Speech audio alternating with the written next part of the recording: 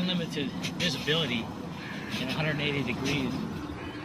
After all these years, I decided it was the time to learn more about the national bird, a bird that Americans really don't know all that much about.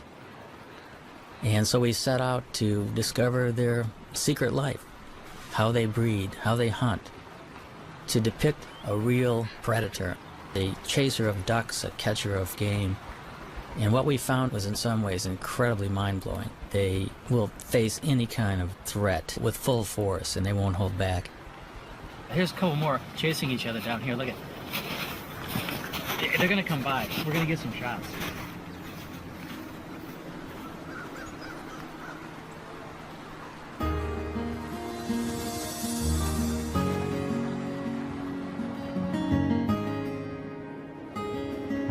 Along a tributary of the Mississippi, Neil finds the perfect nest site. It happens to be right above the state fish hatchery, in a huge cottonwood tree. Now these eagles turned out to be an extraordinary pair to work with. Not only were they very tolerant of human activity, but they were also catching trout right under the nest in the fish hatchery ponds. The female was a particularly cool character. She had one eye missing.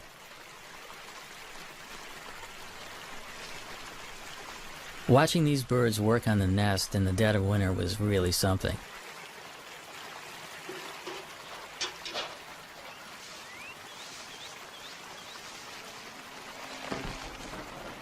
But the most exciting thing was watching them actually swoop down into the waters of the fish hatchery pond. Even though the female had one eye, I was amazed at her accuracy in actually catching trout.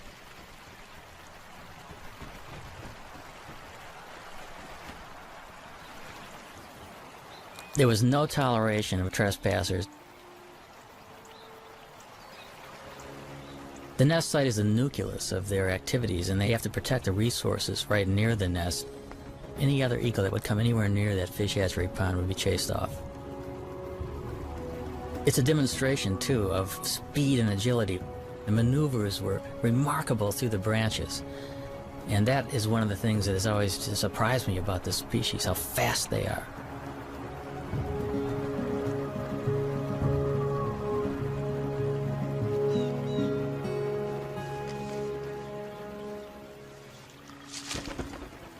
All winter, even as temperatures dip to 20 below, the pair has worked together refurbishing the nest.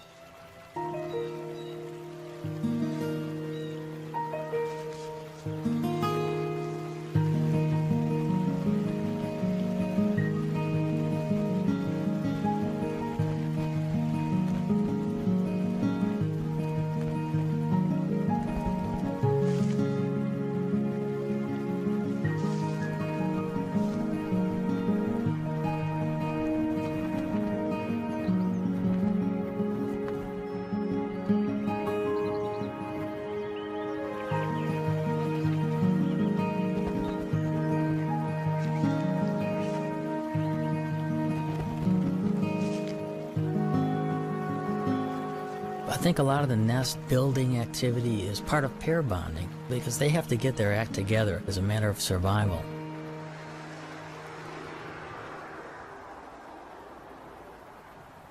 It's now the end of March, and the female settles into the nest with a telltale waggle.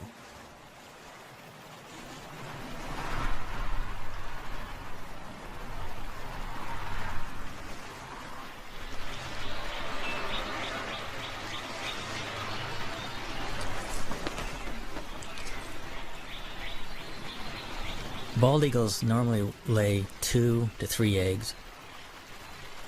But this spring, the one-eyed female only laid 1 egg.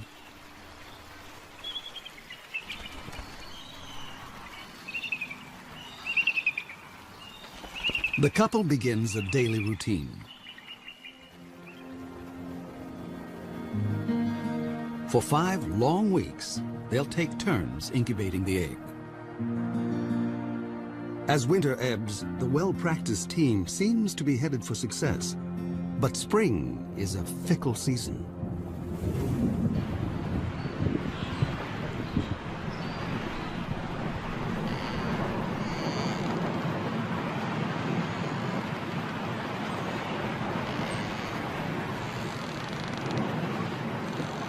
In mid-April, it was a freak snowstorm. I'll never forget it.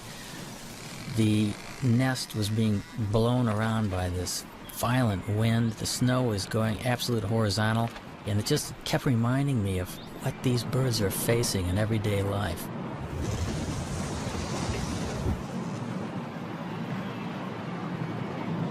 They were well into incubation, so the changing of the guard was always quick. Because you got to remember, they have delicate eggs that they're protecting and keeping warm.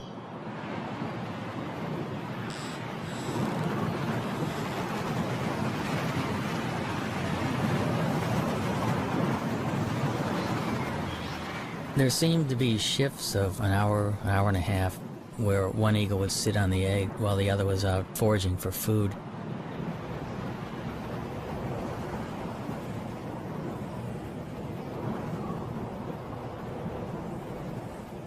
Through this storm, the male sat, waiting for the female to return.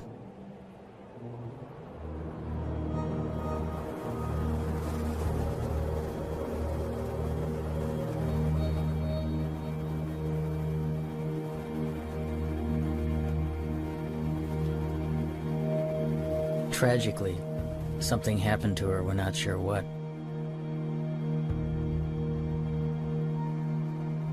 There's so many things out there that can work against the survival of these magnificent birds, and it makes you realize how fragile their existence actually is. Cold and hungry, the father abandons his egg.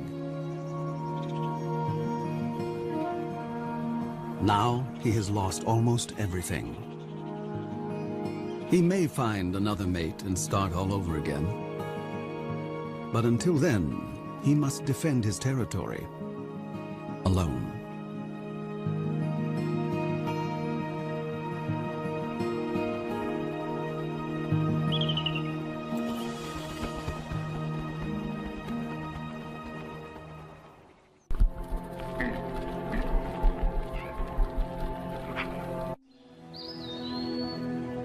When Europeans arrived in North America, the continent teemed with as many as 500,000 bald eagles.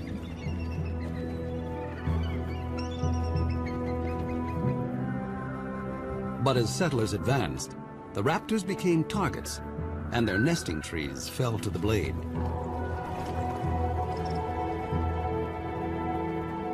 For raptor specialist Bob Anderson, the pioneers' attitude was simply arrogant and ignorant. All birds of prey were just considered vermin.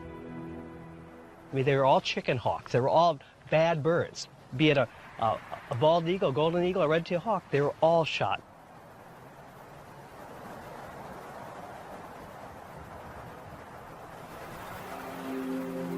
At the start of the 20th century, bald eagles were under siege across the lower 48. Alaska seemed like the last wild place, and there the bald eagle thrived. But in 1917, the territory introduced a cash bounty. By mid-century, over 120,000 eagles had been shot.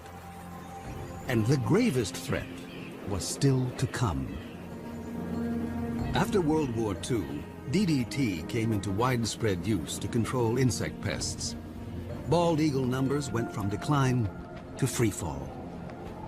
When I was a kid, just to see a bald eagle was just a once-in-a-lifetime experience. The phones would ring if a bald eagle was seen anywhere. I mean, everybody would call it. It'd be on the front page of the paper. A bald eagle was seen. DDT made eggshells thin and fragile, sharply reducing the number of hatching chicks. The crash was taking place so rapidly, I was just convinced whatever eagle I saw was just going to be a dinosaur. In my lifetime, they were going to be extinct. In the 1960s, just over 400 nesting pairs remained in the continental United States. In the 70s, 2 centuries after embracing an icon of wildness, the U.S. declared the bald eagle endangered. America's symbol of strength had become an emblem of environmental degradation. But America was not about to forsake its troubled symbol. Researchers finally persuaded Congress to take action against DDT. By 1973, general use of the pesticide was banned. Almost immediately, bald eagles started to rebound.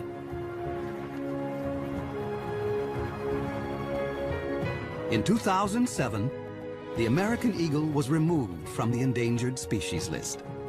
By tapping our own better natures, we had given primal nature a second chance.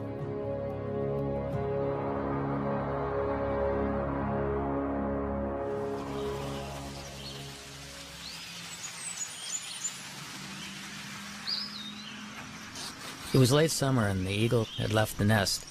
It was a perfect opportunity to climb the 80 feet up and investigate. Bob and I wanted to have a look to see just what was on the nest.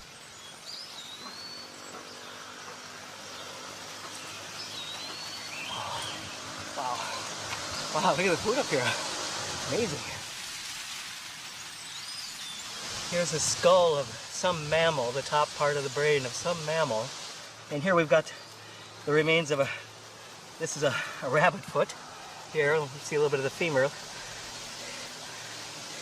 Bones here. And here's a feather, dark feather. It almost looks like it might be from a crow, possibly a duck. Bob and Neil decide to look for possible positions to put cameras. Bob is a nest cam expert. The one that we're really hoping to install here in the next week or two are multiple cameras. You know, one on this limb, maybe one on this limb, perhaps one on the other limb, all pointing into this general area, the bowl of the nest.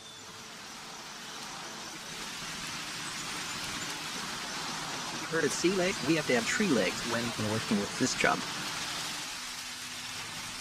Bob will have a bird's eye view in the coming nesting season, no matter whether the single male succeeds or fails.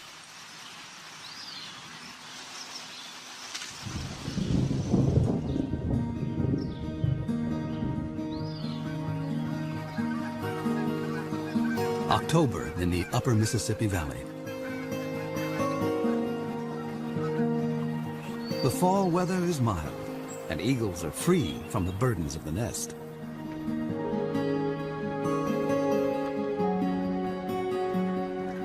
Water birds, soon to depart for warmer havens, are briefly abundant.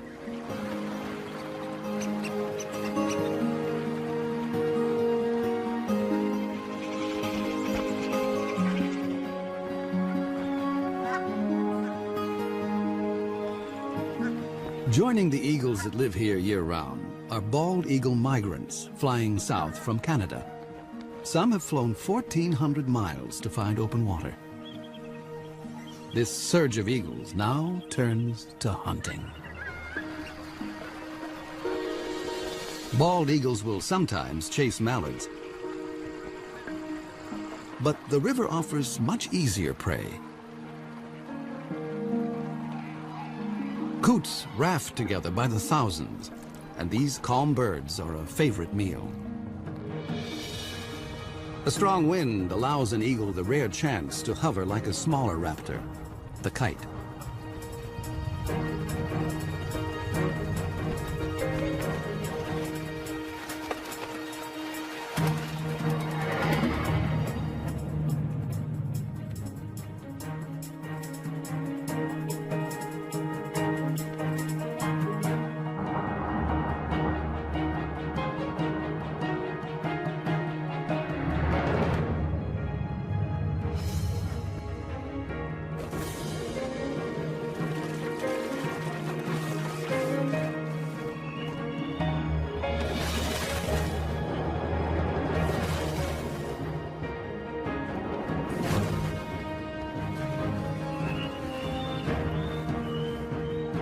There's more than enough prey for every eagle, but thievery is in their nature.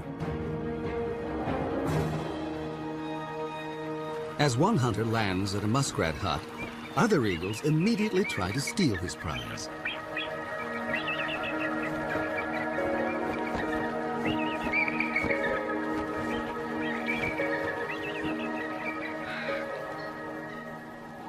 This autumn bounty is a returning glimmer of the old days. In November, when the eagles are staging on the upper Mississippi, there is one place far to the north that is almost primeval, an untouched wilderness. This is the Chilkat River in Alaska, where great runs of salmon bring eagles from as far as 1,000 miles away. The salmon have made their own epic journey in from the sea to spawn. They will die soon afterwards, but they will sustain this great gathering of eagles, as they have done each autumn for thousands of years.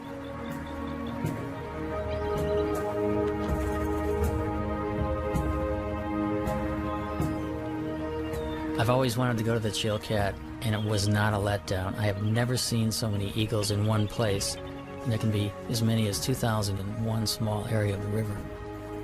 It's like going back into time being there.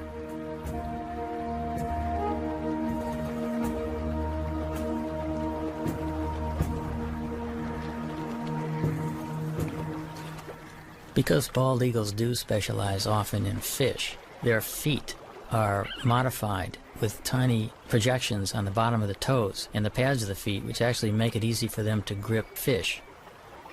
Their beaks are incredibly efficient at ripping the flesh of fish and other prey that they catch.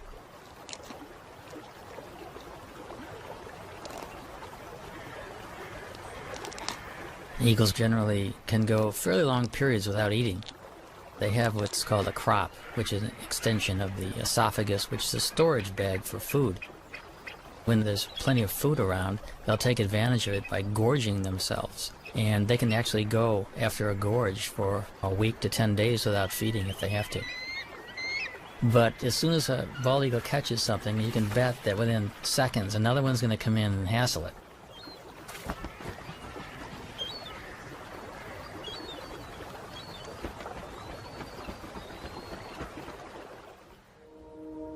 Back along the Mississippi, autumn is on the wane.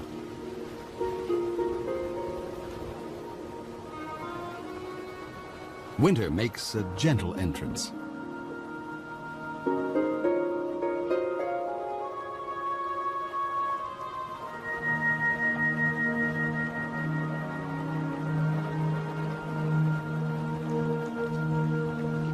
Bald eagles can now walk on the river, although some seem to prefer skating.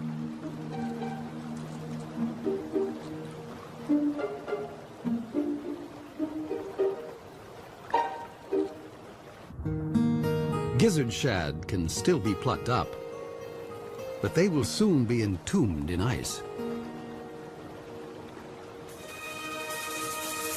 As open water freezes over, an eagle must be ever more precise.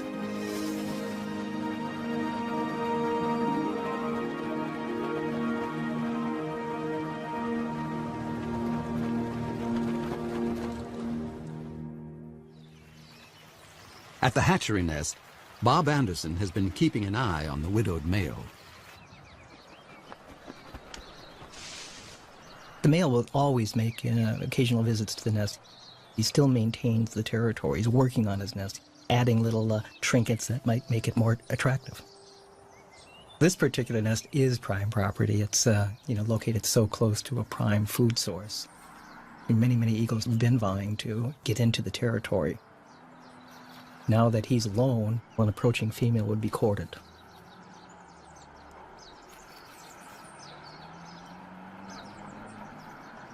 After rearranging his corn husks, the male sets off to cover his territory.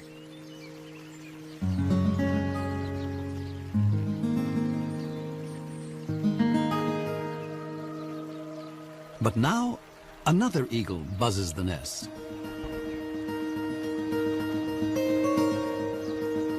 It's a female.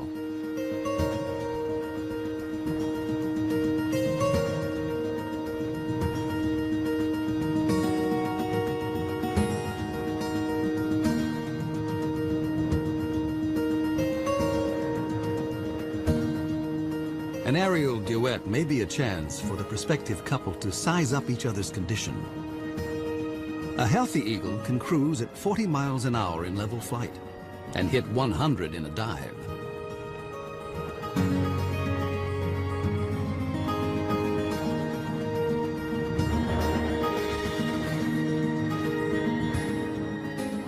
After a few minutes with their heads in the clouds, the courtship is over.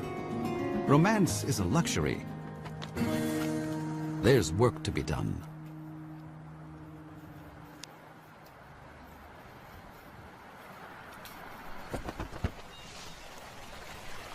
When the eagles first land together on the nest, they're a little bit apprehensive, and I think the moving around of sticks together and grass together just kind of cements the bond. It kind of creates the marriage that will only get deeper and deeper as the weeks progress.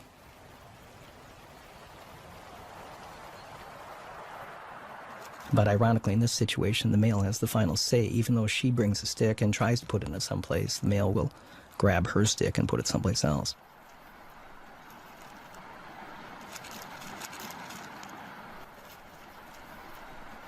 We think she's a 4-year-old. She does have speckles on her head, but you can see a little dark streak on the top of her beak. That dark streak tells us that maybe she's a 4-year-old. He's got a young bride, probably coming into her first breeding season.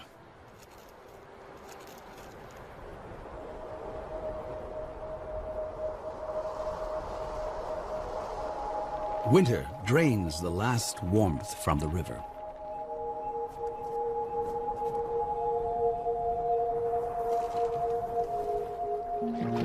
Fresh perils appear for all the creatures along the Mississippi.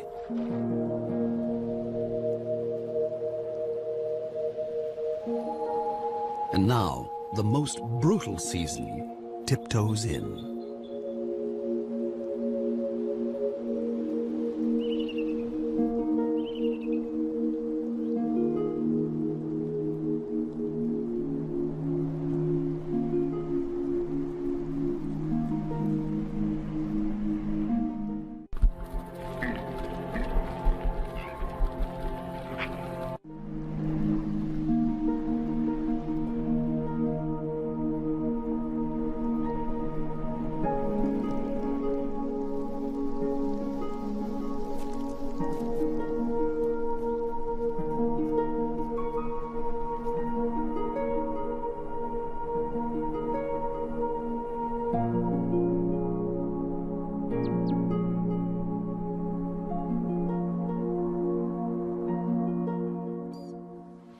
In a workshop beneath the Iowa hatchery nest, Bob Anderson checks on his reality show.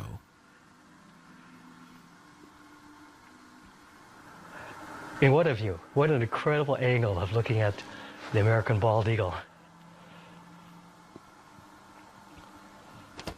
And there she is also. And he's the boss boy. This is his nest. I mean, he calls the shots. He's in charge of all construction. No matter what she does, he comes back and rearranges it, and 100% of the time. Now, she brought in a little bit of grass, and if she flies off now, he will go take that grass and put it someplace else.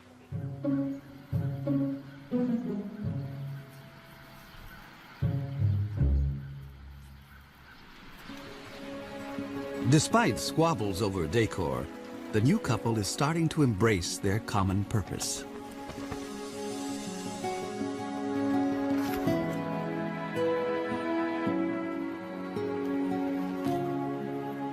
You can actually see them, they're bumping each other, they're interacting, there's no aggressiveness at all. A month ago, they would have never tolerated this being this close to each other. It's like now they're a team.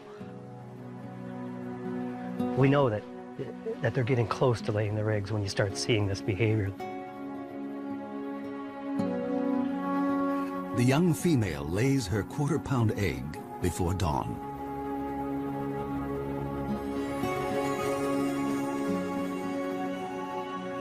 Exposed, an egg can freeze in a minute. And so the father will need to move in for his first shift. The first egg was laid early in the morning. We actually missed it. We saw the birds sitting in the bowl. We knew that it would be soon, but we were kind of surprised to see this first egg. But we can see him, how careful he is with his feet.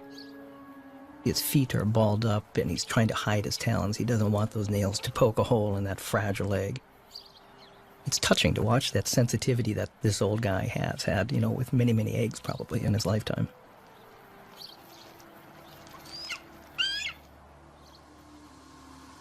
If a second egg is coming, it's due 2 days after the first. Come on, stand up. She looks like she's about ready to stand up. But what do we have? We have 2 eggs. We've got 2 eggs. See this? You can see them both.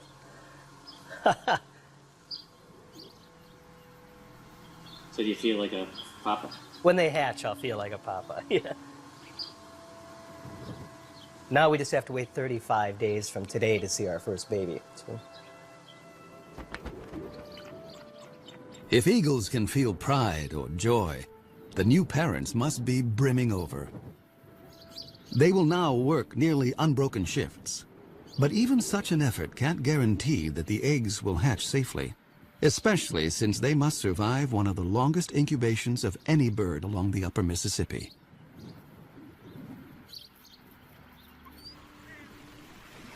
Egg thieves abound. Raccoons and crows are everywhere, so each parent is highly attuned to any sight or sound of menace. And then, another storm. We knew a storm was coming, and we really wanted to see the first reaction of the birds waking up covered in snow.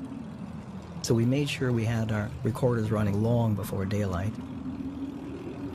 I was at first disappointed we had snow on the lens, but it just shows how ugly the conditions really, really are. I mean, this bird's covered in snow. And she's screaming right now at the male, going, "Come and relieve me, come and take my place."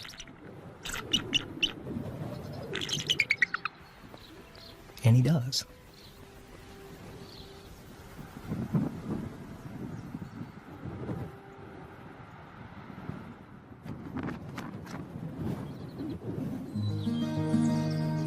On a Minnesota farm 40 miles away, another family is further along. Their 2 eaglets have already hatched.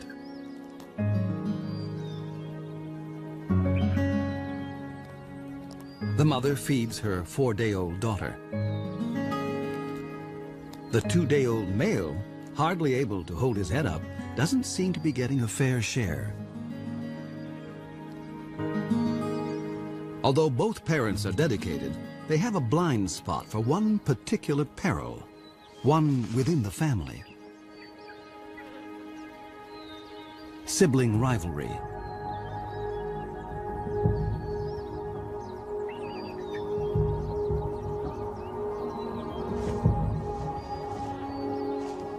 It's not unusual for the older eaglet to turn on the younger and smaller. In nature's cold calculation, why share your meals when you can eat more alone?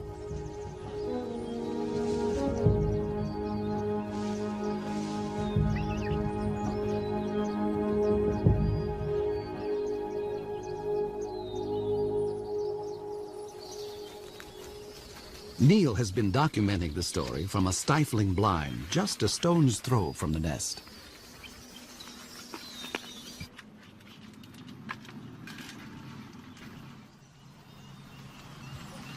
The dynamics of this whole syndrome is that the chick that's beat up becomes weaker and weaker, cowers, is kind of afraid to even stand upright, and the female will always feed the chick that's more robust, and it's called the Cain and Abel syndrome.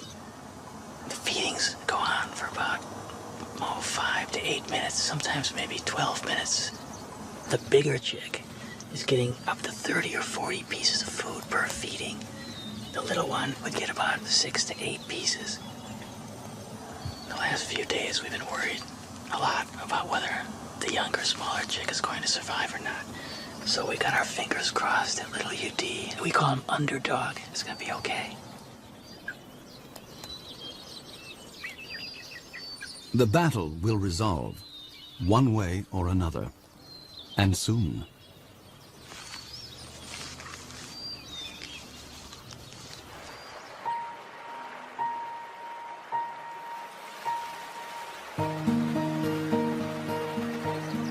Water flows again at last. Spring has come to the upper Mississippi.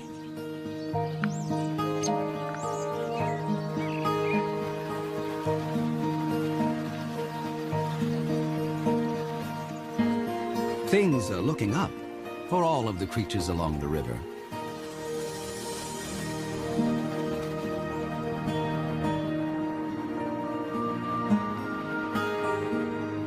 Eagles visiting from Canada now return north to their nesting territories.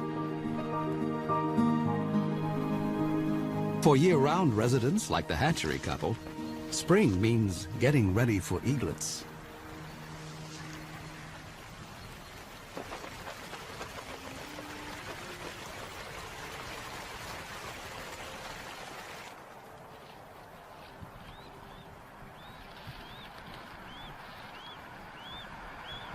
The first baby's hatched now, and you can see how kind of inept and clumsy this young bird is. She doesn't quite know what to do. That baby's begging for food, and yet she's not fully responding to it. And yet there's food off to the right in the nest. And these first few days were so painful for us. If it wasn't for the male, I don't think the babies would have survived.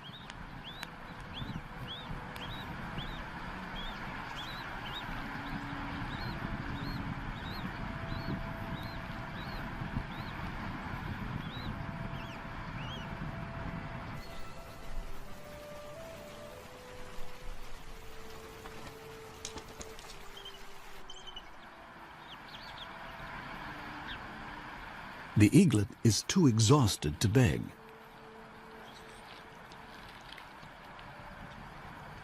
And now the mother starts to feed herself. Parent and young are failing to connect.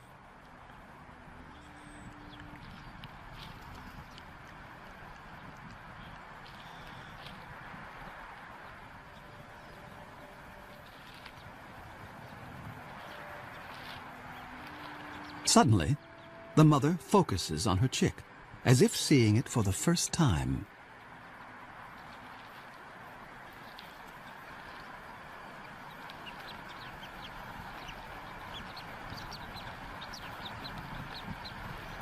She's just, she doesn't know how to approach it, and she's trying to ball up her feet. She just stepped on the baby there.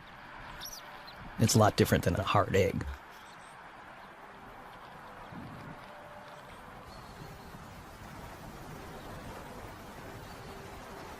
This shot here really just surprises. She had her tail facing into the wind.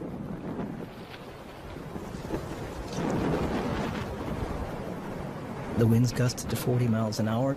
The wind actually literally blew her out of the nest, and she almost took the baby with her. Something an experienced bird would never do.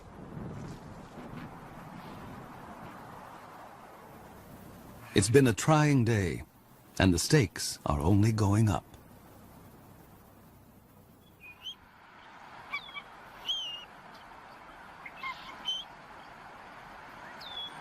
Here's our young female just standing up, and as you can see, we've got our second baby that it did hatch. And again, you can see that she's getting a little bit better with her feet. Already there's been a little bit of learning, I guess, that's taken place. And now the old man will come in, the guy that's so proven. That's him on the right. She's stepping off now.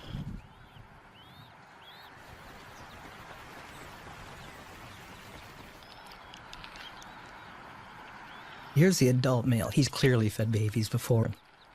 He just walks in and he'll put the food right in that baby's beak after 1 or 2 tries. He's very experienced. And patient. It will take the eaglet a little practice to actually get something to eat.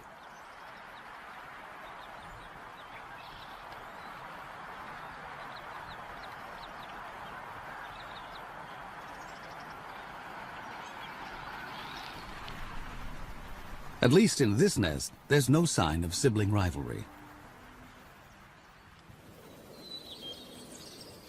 At the Minnesota farm, Neil waits for the outcome of the sibling battle. The sister is alive and sassy, but what about Underdog?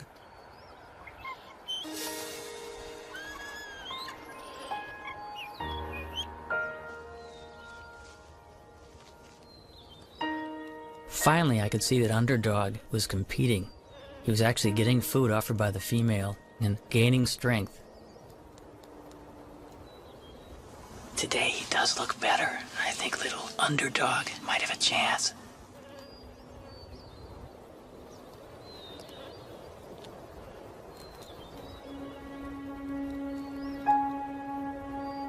Once the eaglets were 6 to 7 weeks old, the Cain and Abel syndrome was long past, and they were both healthy and vigorous.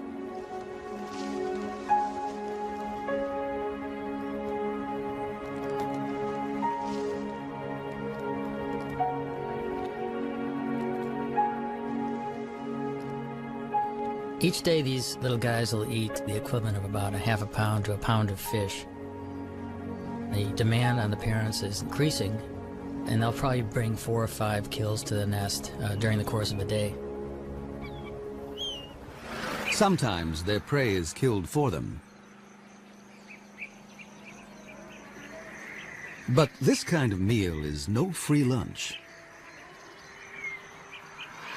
Every year, countless bald eagles are struck by vehicles.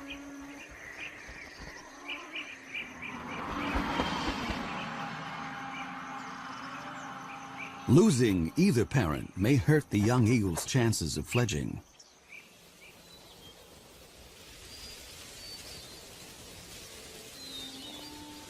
At the age of 10 weeks, 7,000 feathers have replaced the downy coat of youth, allowing new skills to emerge. Underdog starts building up strength with short flights to nowhere. Only 2 weeks remain before the chick's maiden flights.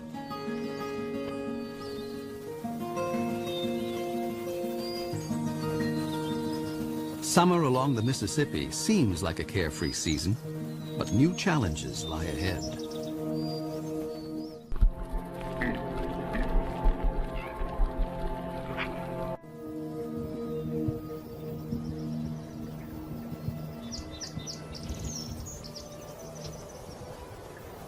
At the hatchery nest, the eaglets are still growing their flight feathers. Underdog and his sister are closer to independence, and no one declares independence without taking risks. This nest is about 60 feet off the ground. Both eaglets are jumping up and down and wing exercising and getting ready to make that first jump off the nest, the first journey into the sky.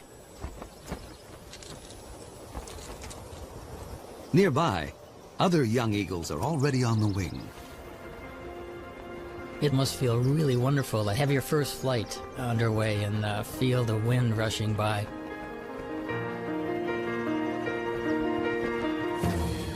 The landing is the tricky part.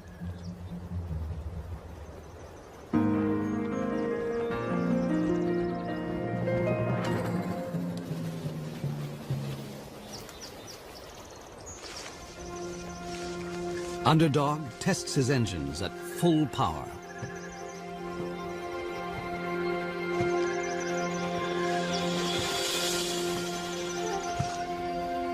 His sister seems to have cold feet.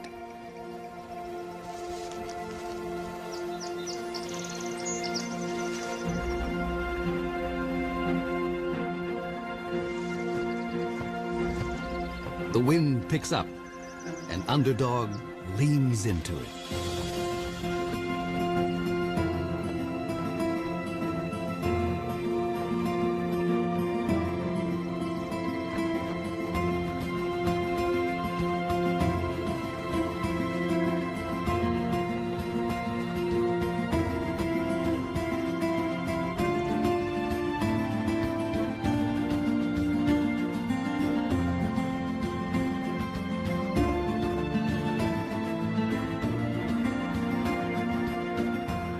There are misconceptions that birds are taught to fly, but really it's totally instinctive.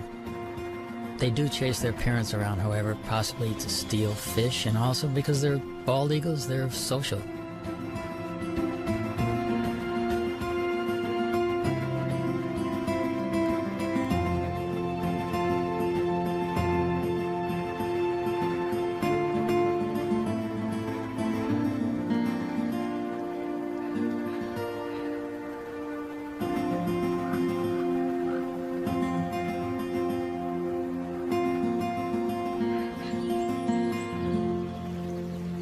At the fish hatchery, an empty nest is no longer a sign of loss.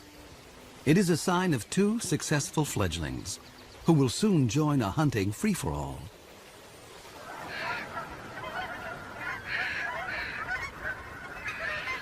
As fall arrives, a cycle of seasons is completed. Once again, the Mississippi becomes a crossroads for water birds.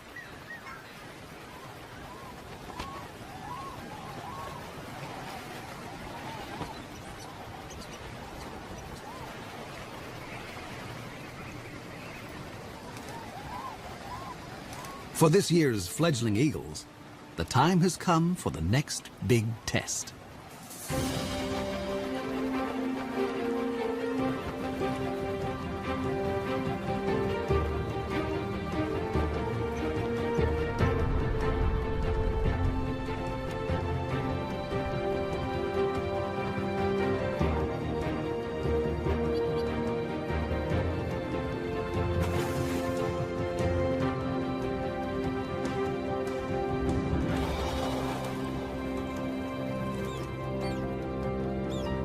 It's a big moment for a young bald eagle to bag his first coot.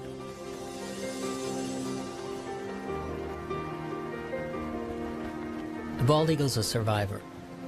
It's gone through really bad times, and now it's prevailing. It's an illustration that we can make a difference, and we can be stewards of this planet.